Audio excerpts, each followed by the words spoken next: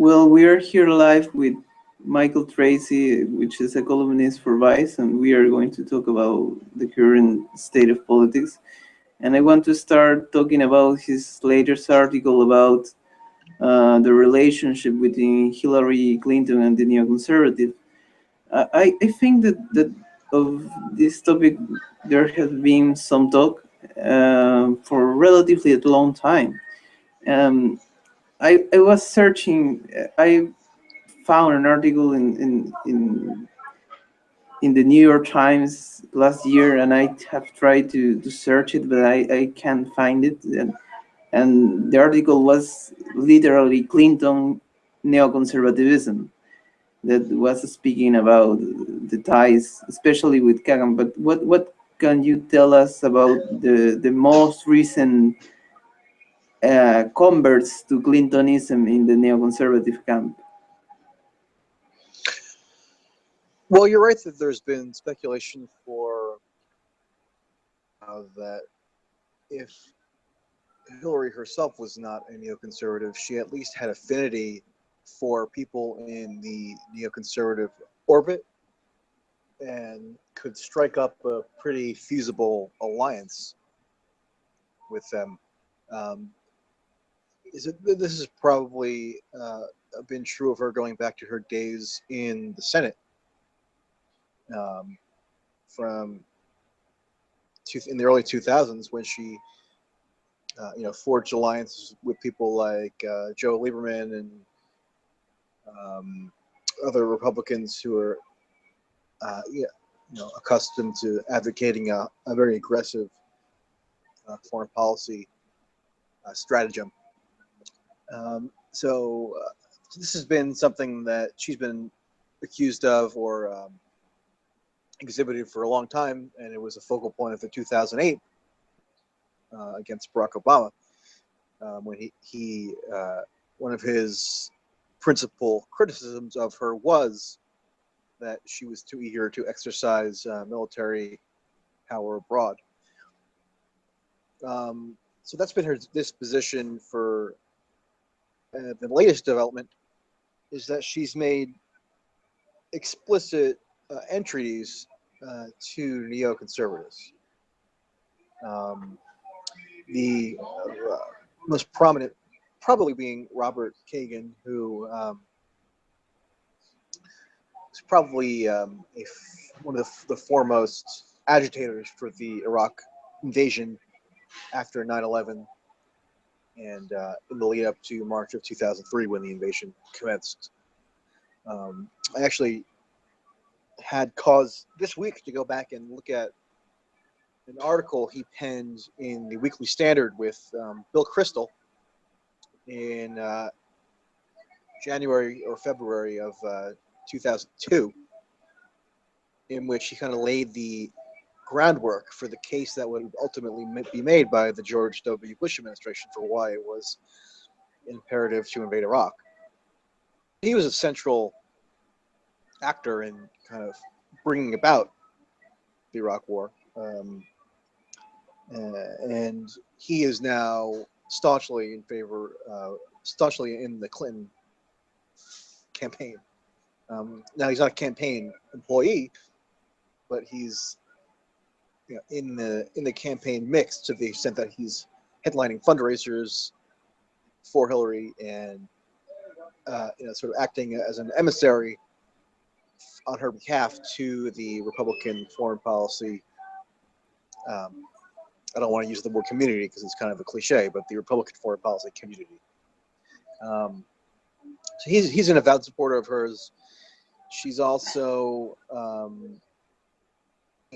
sent out a fundraising solicitation featuring Bill Kristol. So you can't get any more kind of paradigmatically neoconservative than that.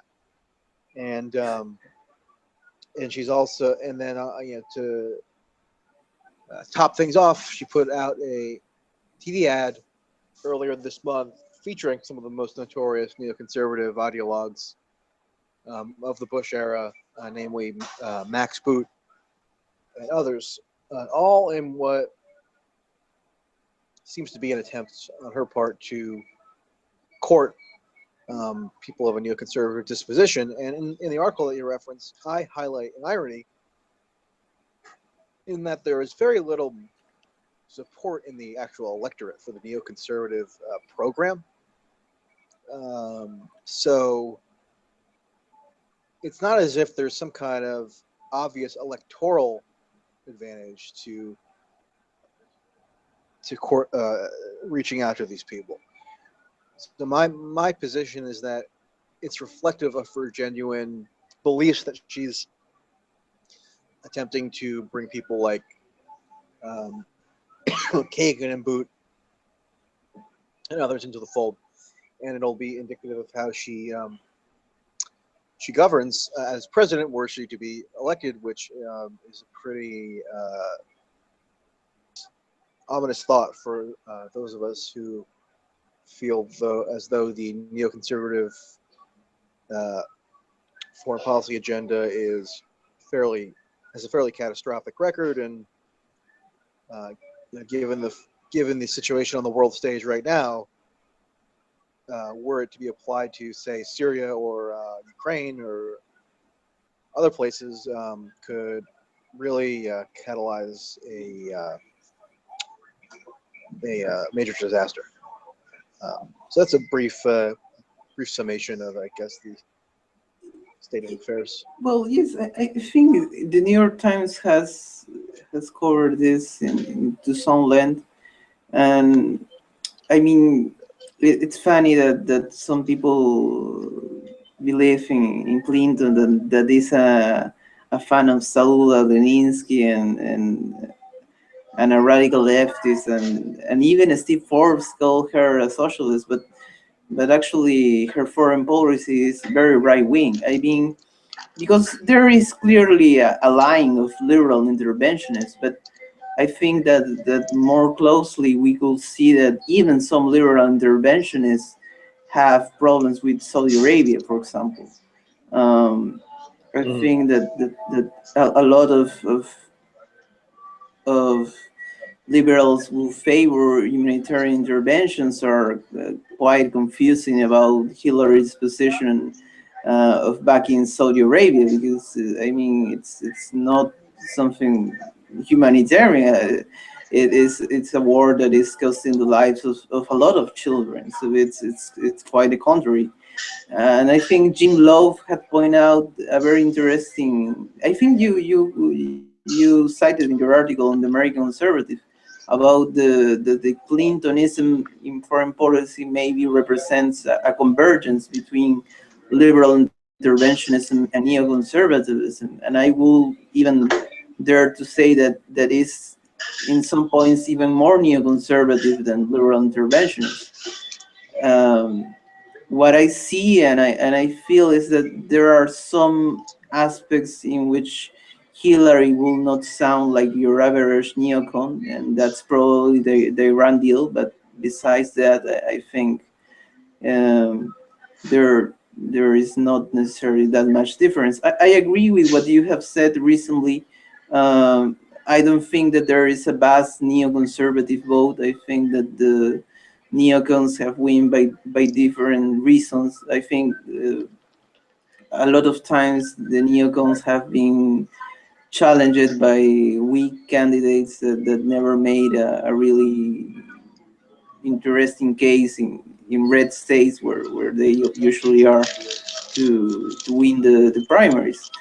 But and let's try to pass to the next topic that I wanted to go, which was paleoconservatism, because if neoconservatism, some people think that is in crisis, that the Trump campaign has questioned the hegemony of neoconservatism in the Republican Party, and that has led to a migration of some, like you mentioned, Kagan among the most prominent, but others also, some less known, but still really hawkish foreign policy establishment that are migrating to the Democratic Party, and it's a very complex position now for neoconservatives, because On the one hand, Trump is very unpredictable. On the other hand, I wrote about this in a piece of the Mitralus.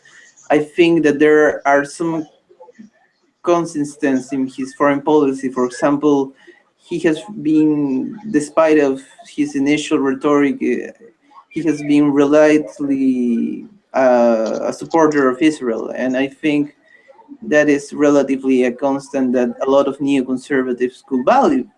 On the other hand, he sounds very friendly to Russia, which is like a mortal sin for neoconservative which would like to see a new Cold War.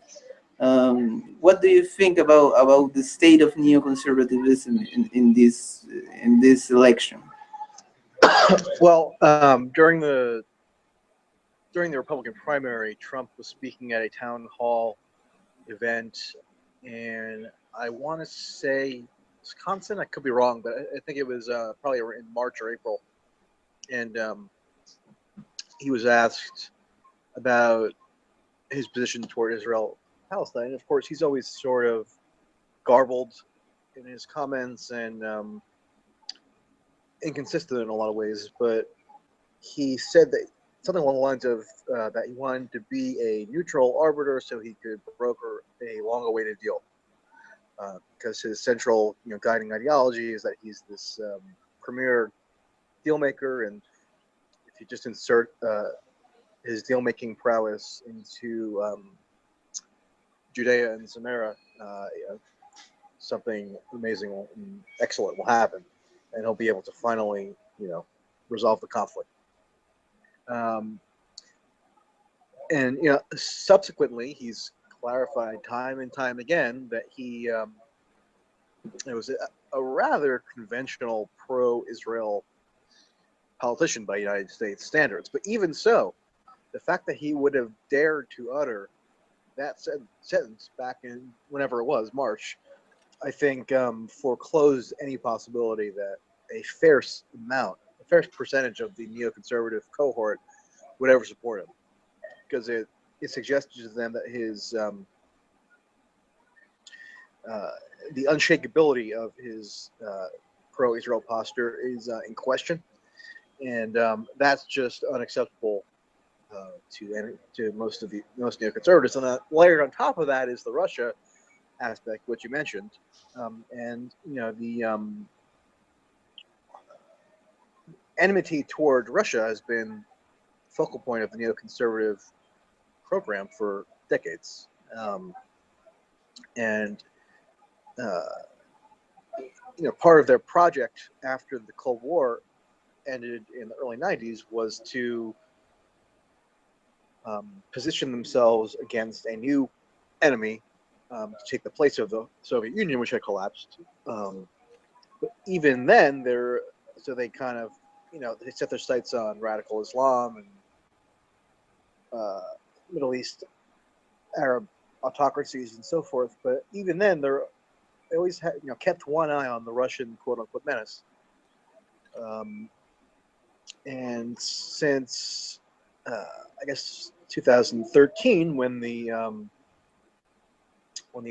unrest in Ukraine began to come to a head, and then the ouster of Yanukovych came in 2014, and then the annexation of Crimea. Ever since then, they've kind of ratcheted up the rhetoric to something that's pretty close to what they would have done before.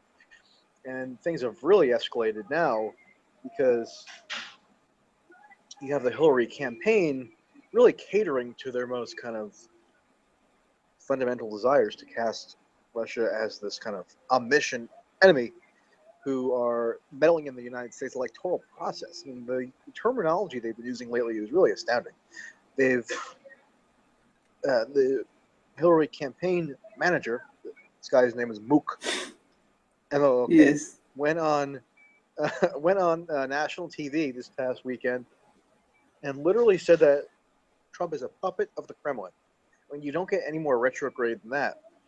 And that's really a signal to the neoconservatives that from Hillary that she's with the program She is perfectly willing to entertain your kind of fanciful notions about Russian aggression and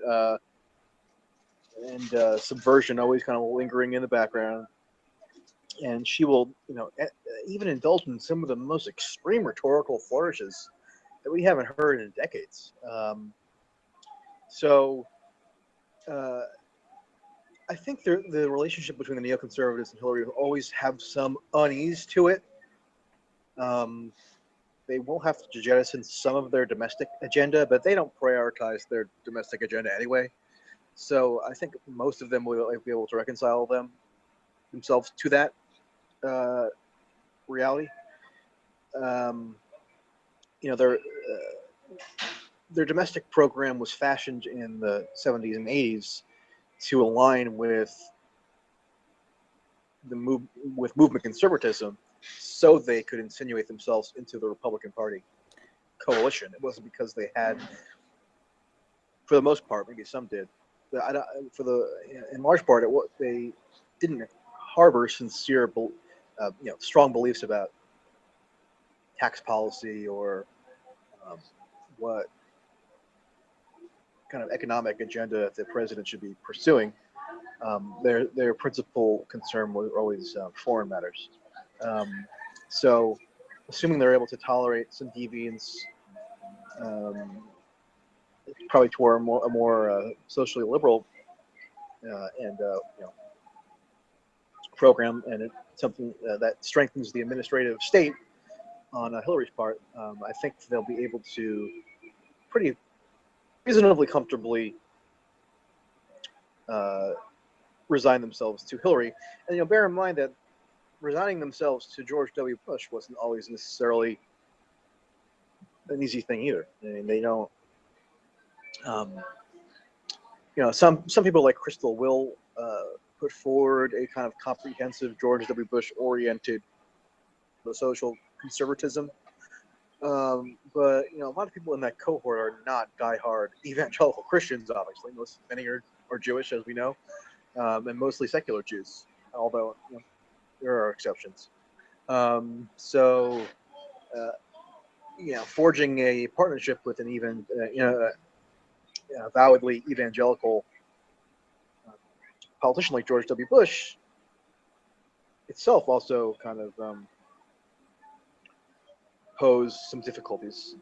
But like they did with Bush, I think they'll be able to more or less reach an accord with Hillary to the degree that they'll have a position of power in her administration, and whether that entails a lasting realignment, hard to say. I think it might, or it might not. Maybe they'll retreat to back into. The thing is, so much infrastructure has been built up at this point, think tanks and advocacy organizations and so forth, that it's hard to just kind of cause that all to realign overnight just because of some unorthodox electoral situation. So, I mean, the American Enterprise Institute is not all of a sudden going to become a pro-Hillary outfit, and that's where a lot of neoconservatives have sinecures. So it'll be a rough road, I think, for them in some cases. But the thing is, you don't need that many neoconservatives in positions of power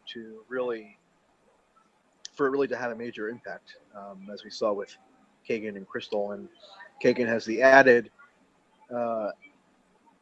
avenue to power by way of his wife, who is seen as a likely candidate for Secretary of State under Hillary.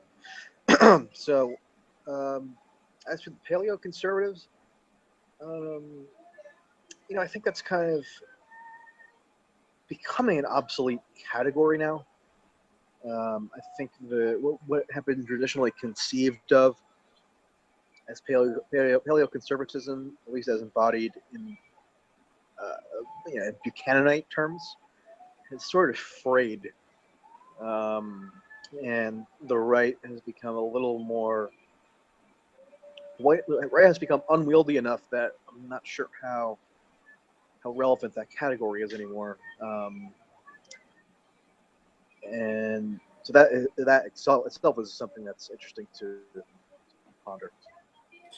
Well, I was thinking that I mean, for me as a foreigner that is interested in American politics, for me was almost a blessing, like being able to read the American Conservative, because I think it's probably among the best political magazines that there is, and their web version is very interesting also. Um, they have plenty of interesting material. I mean, the three political magazines that I usually read are Counterpunch, Reason, and the American Conservative, and I am relatively happy reading that every day. I've written for And all of them. interesting. Uh, well, I mean, the American Conservative represent a very particular. I mean, I'm not that old to have written in the beginning, but I have, as far as I know, the American Conservative represented a very particular brand of paleoconservatism. It was founded by Buchanan, which was someone of the alt right, but was someone socially conservative, but also was, if I am not wrong, founded by Takiti Dracopoulos, which, I mean, it's not a social conservative in any sense, and I mean, it's quite a character, and I am still surprised that he is not on the media or things, because he's very funny. There is a very interesting interview of him in C-SPAN, which I think it's probably one of the most interesting things that there is in C-SPAN, and I think the American Conservative has printed a very broad spectrum of writers of various. I mean, they even print Alexander Cockburn, even if one of the commenters said, "What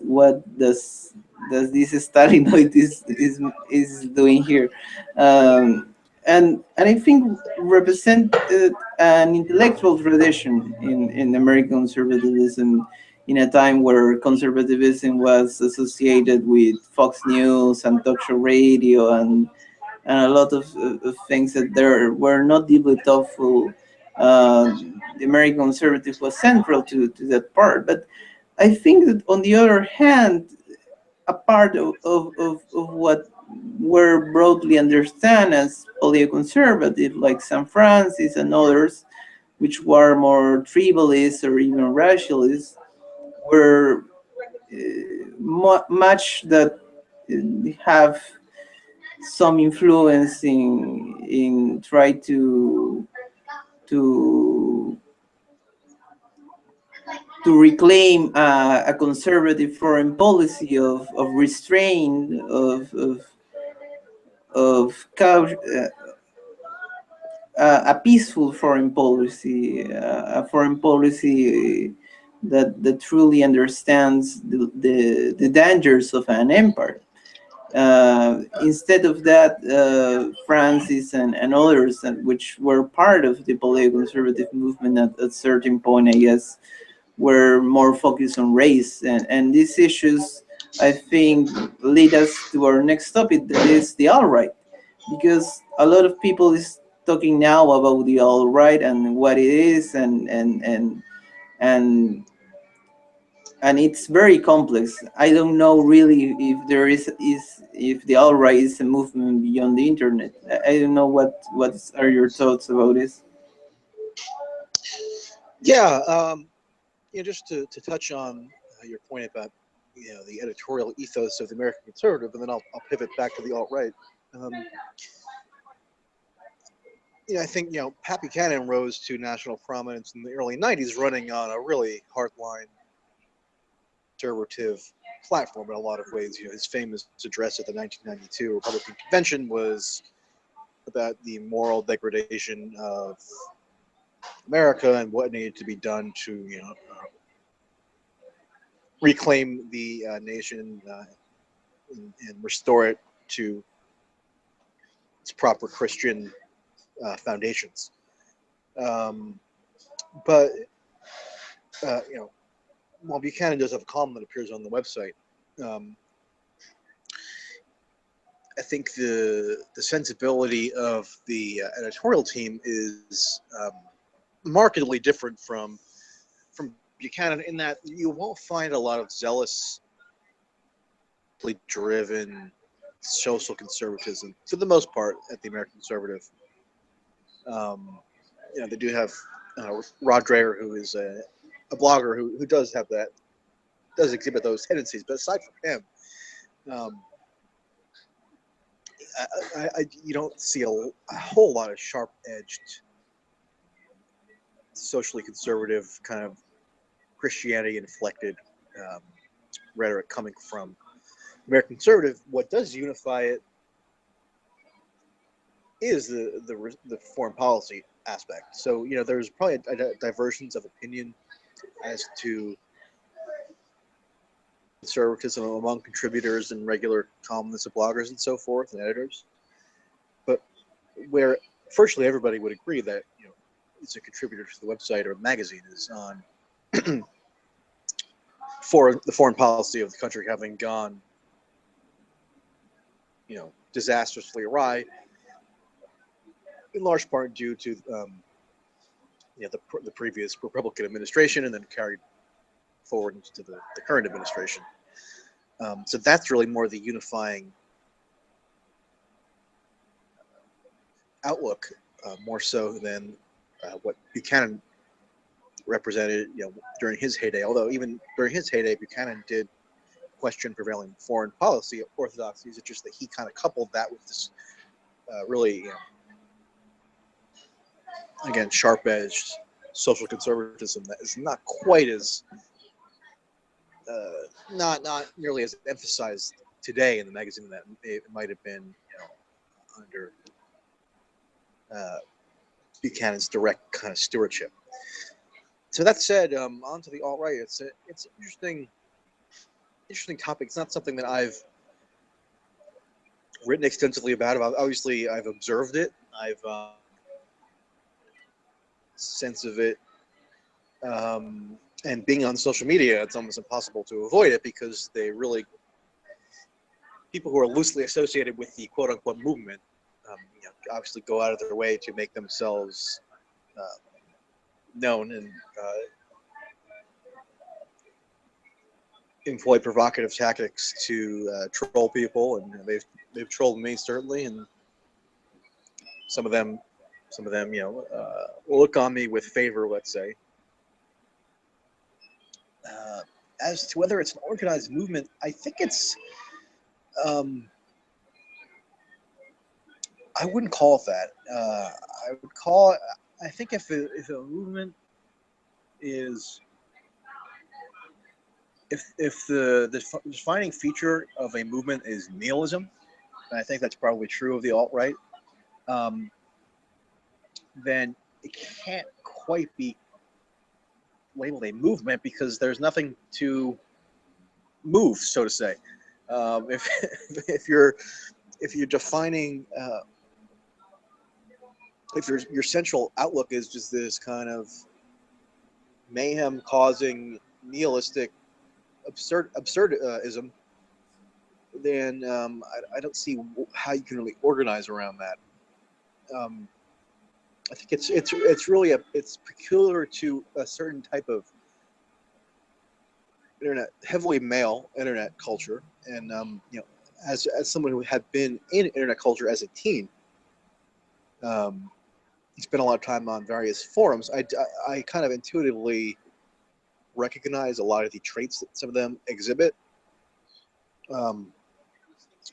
just because people who came out of that culture have a certain way of going about being provocative and launching these kind of concerted agitation efforts and trolling brigades and that kind of stuff. I think, but that said, when I go, I've attended a number of Trump rallies. The most recent being just 10 days ago now, in Connecticut. Something that struck me And it had struck me at earlier Trump rallies, but especially at this one for whatever reason. Maybe it was something to do with the demographic particularities of this particular locale, or who knows. But there were a lot of young men there who had kind of gone on their own accord. It was starkly different from what you'd expect at a typical Republican presidential event. And so I think a lot of those people probably are, if not, directly involved in the trolling efforts of the alt-right, they do kind of marinate in the alt-right universe. And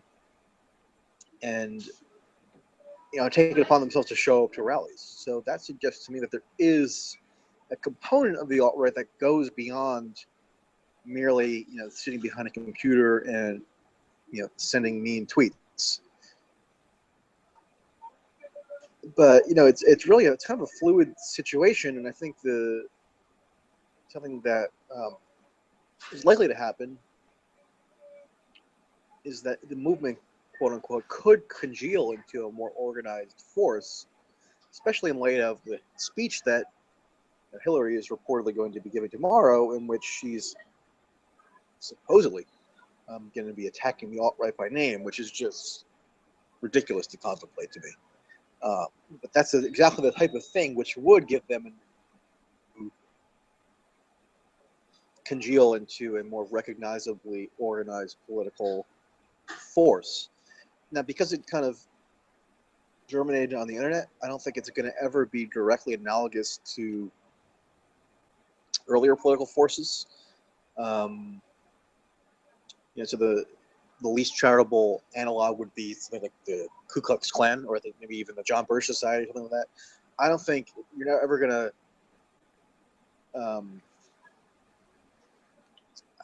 I don't think the alt-right is ever going to manifest in the way those groups manifested.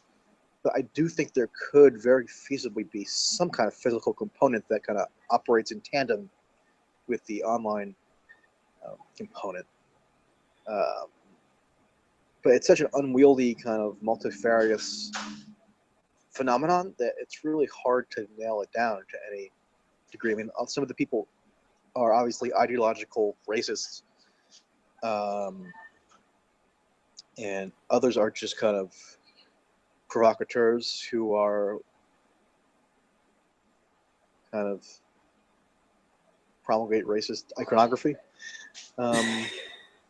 So I don't know. It's I'd be interested to actually hear what you think. Well, I mean, it's complex. I mean, races exist even here in Latin America. For strange that it sounds, there are neo-Nazis organizations, and sometimes they fight, especially against banks. But I mean, I know that the alt-right, it's not necessarily neo-Nazis, but there some of them at least seem to be racist and anti-Semitic in particular. And I think it's very curious that I think that the fact that for a long time the right has been in America a very Zionist force. Um, it's very strange that there is a movement that is completely contrary to Israel, and even in some forms, at least some of its members, anti-Semitic. And I don't know. In Democracy Now, there was an interview in which I think it was a woman from the director of Demos, of this liberal think tank, that laid out, I don't know if this is a conspiracy theory or how can I call this idea, that in reality Trump wants to create his own TV, and that if he loses the election, or he is going to create something of a Trump TV, which is going to be some kind of Breitbart in a television form. I don't know if this is going to be true. Is this rumor have some if we could check this story to a certain degree, but I wouldn't be really surprised if that happened. I think that obviously the alt-right has inspired a new kind of movement, and I think that even people which go to the rallies, of some articles have pointed out, that not necessarily know anything about the alt-right, or probably don't know even what is the alt-right, are probably more close to positions about nationalism, and to be frankly about why nationalism. Um, the Trump campaign rhetoric has been very complex about a lot of things, but in what it has been very clearly, it was in its xenophobia, in its Islamophobia, and I think it's clear that the Trump movement has a lot in common with right-wing populism. Having said that, I think that there is a point about the quote unquote liberal media attacking every right wing populist. I think that Ron Paul was a right wing populist in some sense, and I don't think Ron Paul has anything of racist. I think that the attacks of Ron Paul for being racist were, I think, a deep fear on the left that they could lose their base, because Ron Paul attracted especially a very younger base, very idealistic base that in sometimes is for the long run. I know people that were convert to libertarianism, and that the Ron Paul campaign basically has changed their life, literally.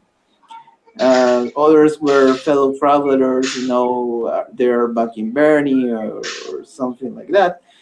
But back to Trump, I think with Trump there is something real about it. I mean, every 4 years, Democrats want to accuse Republicans of being closet racist, and everything. But I think that with Trump is not being closet racist, is being openly racist.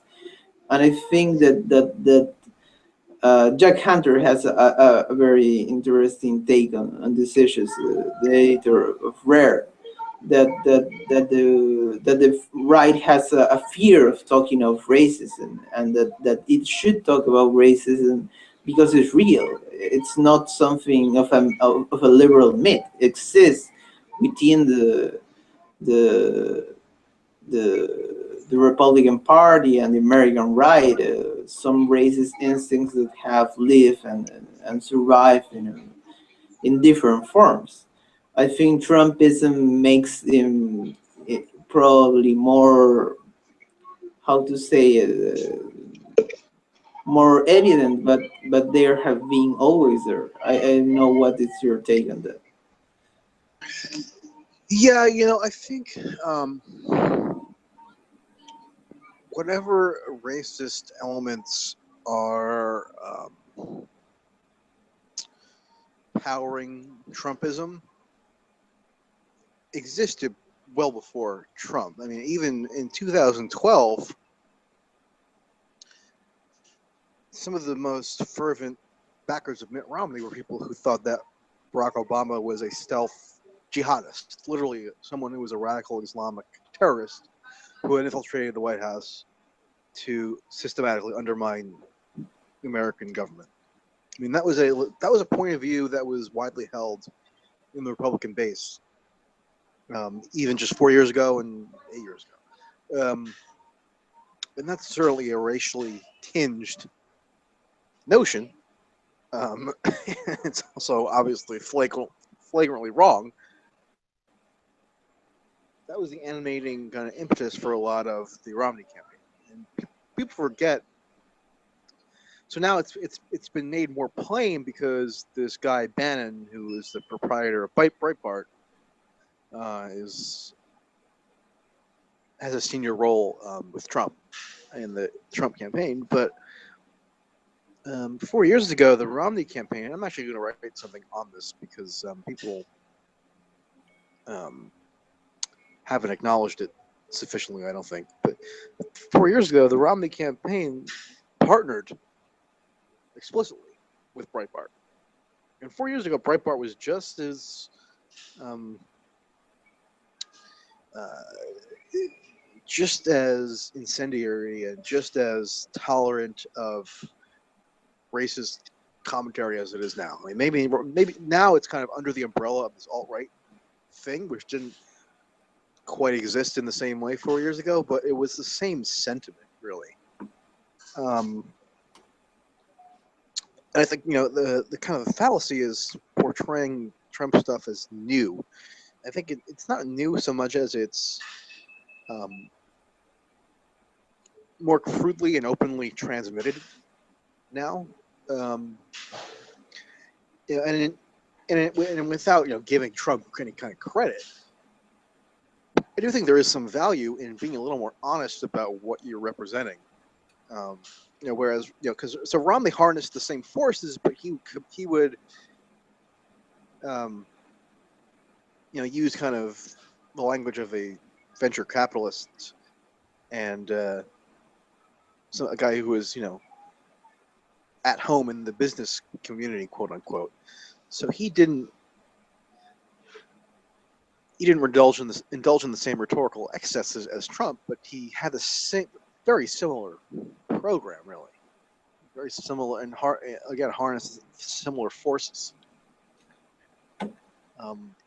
So I'm always suspicious of these hysterical attempts to cast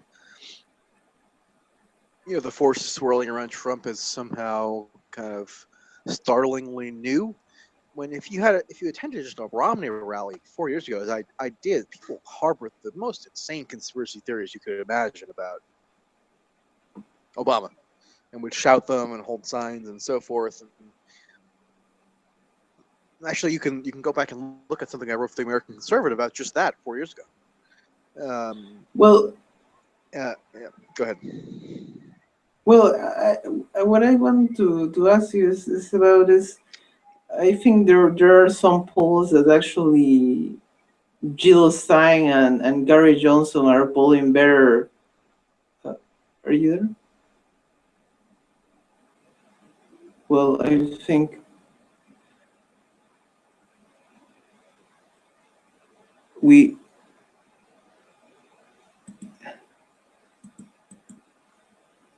I,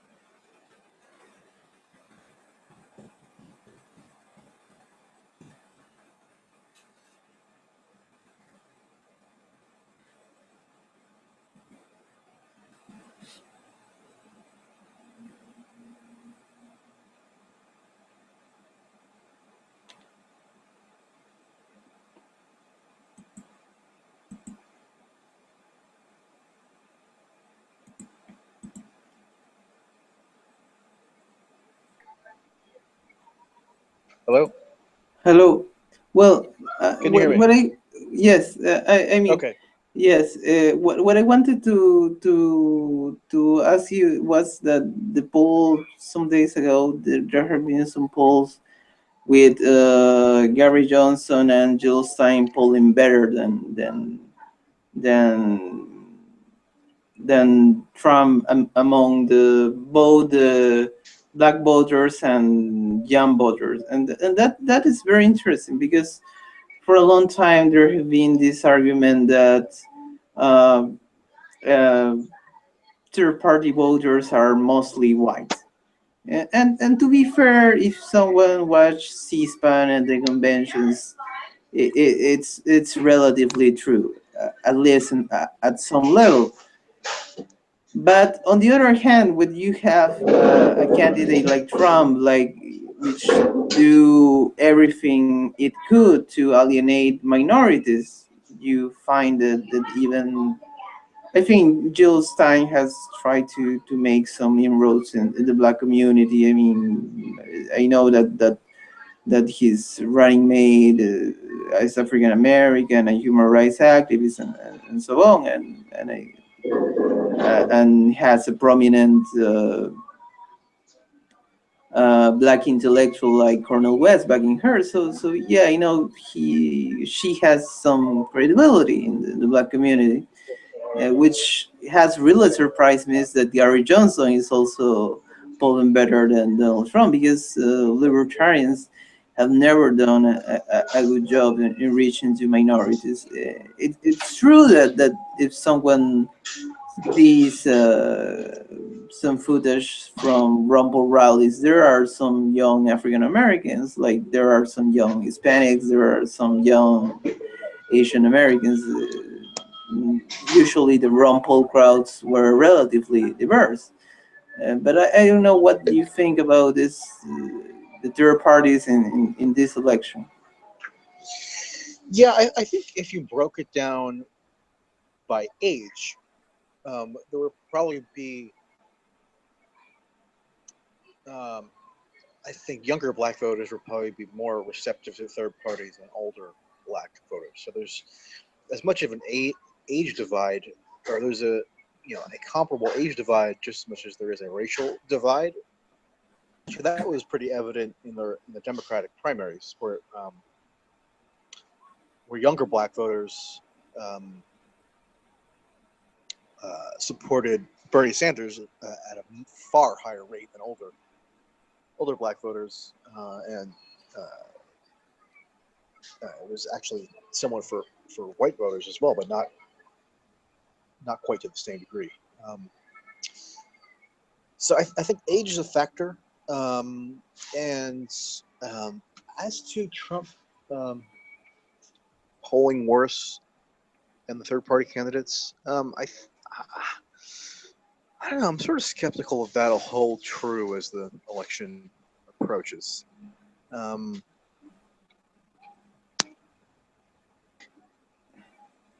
think there'll be some consolidation around the major party candidates as November nears.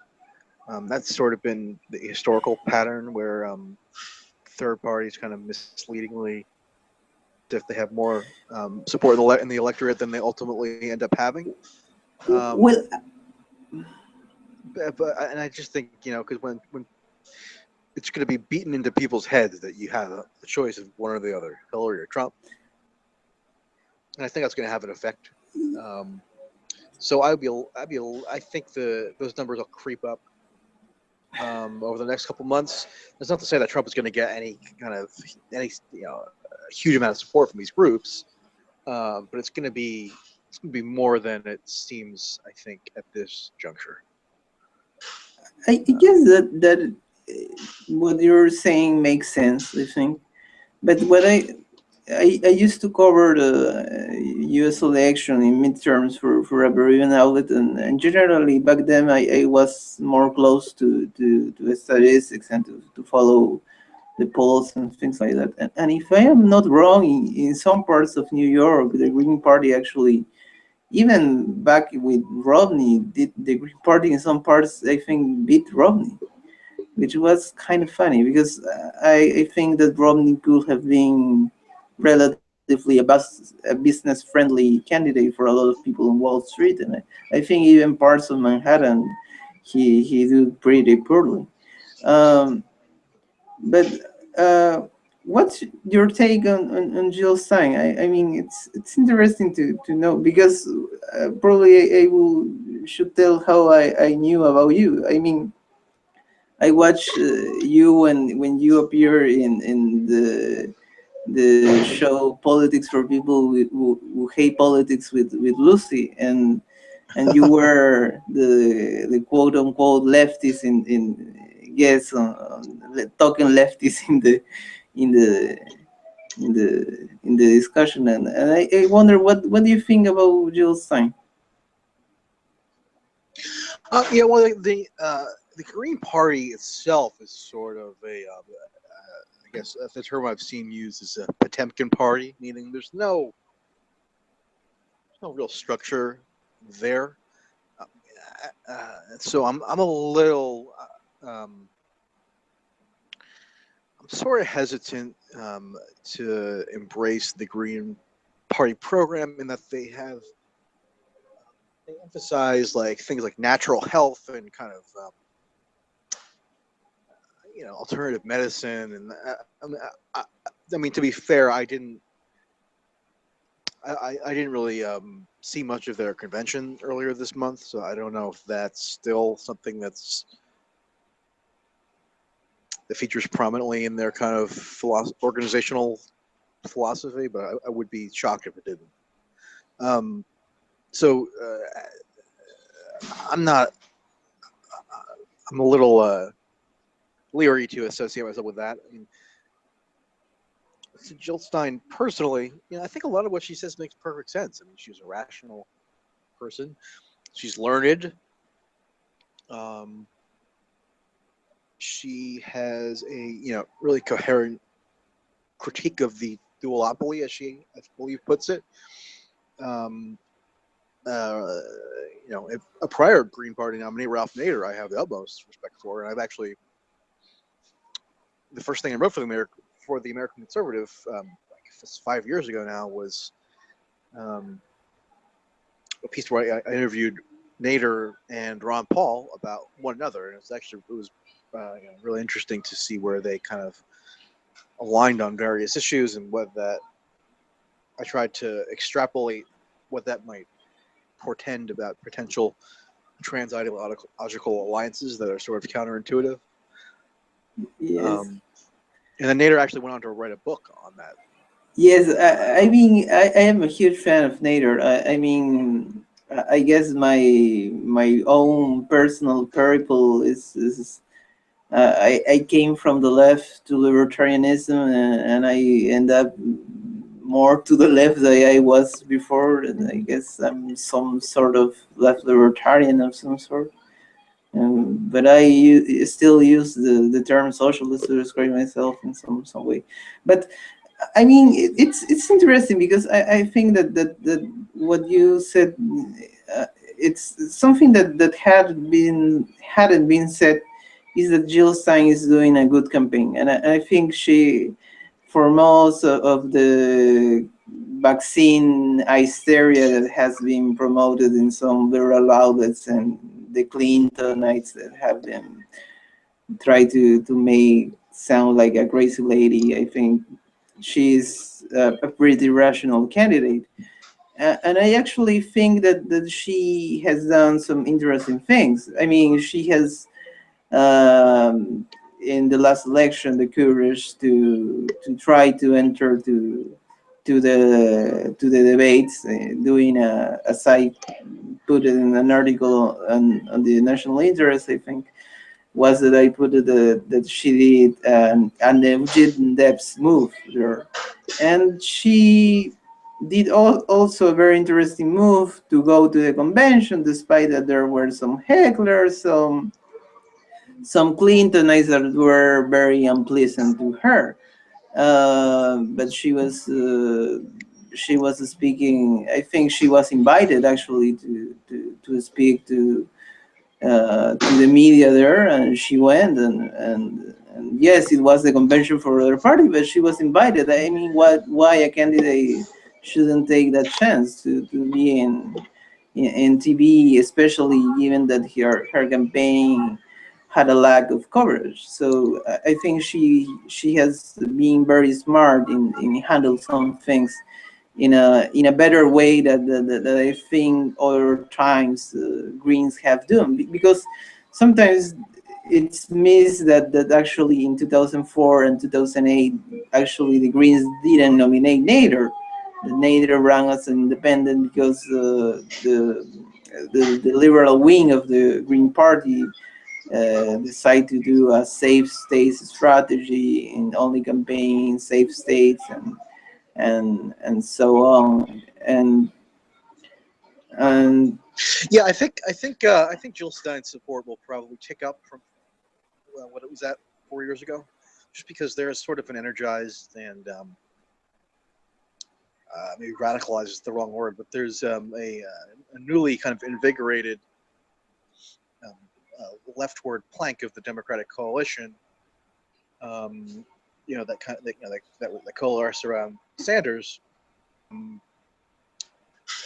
Hillary, in her general election campaign thus far, has not only ceased to court those people, but she's for thinking as though she's actively trying to disenfranchise them. Disenfranchise in the colloquial sense of like antagonizing them. I mean, she's every other day she's parading out, kind of military generals and CIA people and billionaires and attacking Trump for not being sufficiently aggressive toward Russia and courting Romney donors, as was reported yesterday in Politico. So they're clearly not making any effort to maintain the leftward element of the coalition. So I think that inevitably is going to drive some people into to Jill Stein. Whether it's enough to make any difference in any states electorally, I don't know. It's possible, but in any event, I do think her vote share will increase. With that, I do have to get going, but I enjoyed the conversation, and hopefully it was edifying for you. yes, I mean it was great to talk with you. Well, with that we end up the show of today. Okay, take care.